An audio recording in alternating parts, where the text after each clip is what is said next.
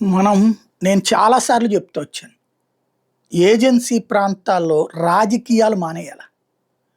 గంజాయి స్మగ్లింగ్ చంద్రబాబు గారు చేయిస్తారు, జగన్మోహన్ రెడ్డి చేయిస్తారు. డ్రగ్స్ స్మగ్లింగ్ చంద్రబాబు నాయుడు గారు చేయిస్తారు, జగన్మోహన్ రెడ్డి గారు చేస్తారు. లేకపోతే టీడీపీ నాయకులు చేస్తారు, వైసీపీ నాయకులు చేస్తారు అనేటువంటి పనికిమాలిన ఉపన్యాసాలు కేవలం రాజకీయ దరిద్రంతో దుర్మార్గుల్ని కాపాడుతున్నాం.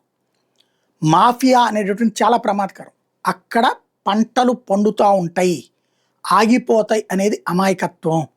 ఒకసారి అలవాటు పడ్డోడు మనం గనక కుట్లు అల్లికలు నేర్పుతాం, లేకపోతే 10 రూపాయలు రోజుకి సంపాదించుకునేందుకు ఇస్తామంటే వెర్రోడిని చూసినట్టు చూస్తారు.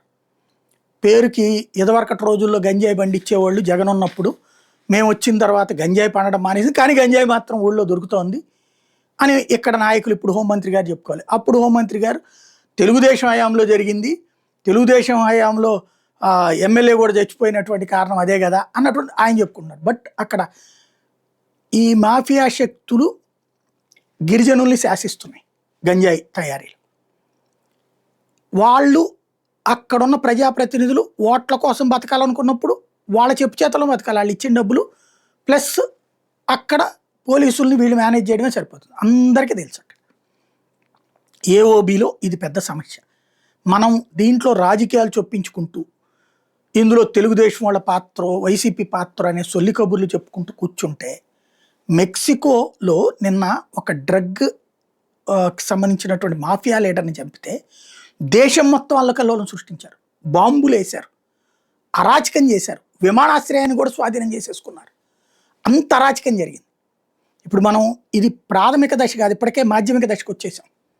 ఇవాళ అక్కడ గిరిజనులు కూడా తిరగబడతారు మనం కనుక ఆపేటట్టయితే. ఆ స్థాయిలో అక్కడ ఇన్ఫ్లుయెన్స్ అయ్యి ఉంది. ఈ దశలో కనుక మనం ఆపకపోతే ఇప్పటికే భారతదేశంలో ఎక్కడికి పోతాన గంజాయి ఎక్కడి నుంచి అన్నటువంటి పేరు. తర్వాత వాళ్ళు శాసించడం ఏం చేస్తారు, రాజకీయాలు నాశనం అవుతాయి. ఒకప్పుడు నక్సలైట్లు శాసించారు అడవుల నుంచి, రేపు పొద్దున మాఫియా శక్తులు శాసిస్తాయి. చాలా ప్రమాదకరం.